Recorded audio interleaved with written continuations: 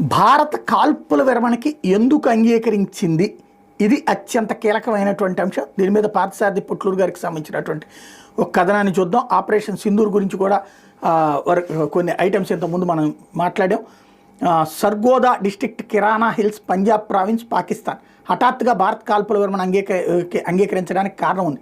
పాకిస్తాన్లో సర్గోదా జిల్లాలో అణుధార్మికత లక్షణాలు బయటపడటంతో పాకిస్తాన్ సైన్యం అక్కడికి దగ్గరలో ఉన్న ప్రజలను ఖాళీ చేయించి దూరంగా వెళ్ళిపోమని మైకుల్లో ప్రచారం చేస్తోంది అనేది సోషల్ మీడియాలో వైరల్ అవుతున్న వార్త. కిరాణా హిల్స్ సర్గోదా అనేది పాకిస్తాన్లో అత్యంత రహస్యంగా మరియు రక్షణ ఉండే ప్రదేశం. కిరాణా హిల్స్ని అమెరికాలో ఉన్న ఏరియా 51తో పోలుస్తారు.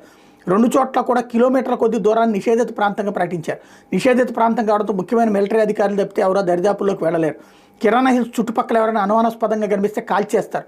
అందుకే కిరాణా హిల్స్ గురించి ఎవరికి తెలిసే అవకాశం ఉండదు. కిరాణా హిల్స్ మొత్తం పాకిస్తాన్ ఎయిర్ ఫోర్స్ ఆధీనంలో ఉంటుంది. కిరాణా హిల్స్ ప్రాంతాన్ని బ్లాక్ హిల్స్, నల్లకొండలని కూడా పిలుస్తారు. ఎందుకంటే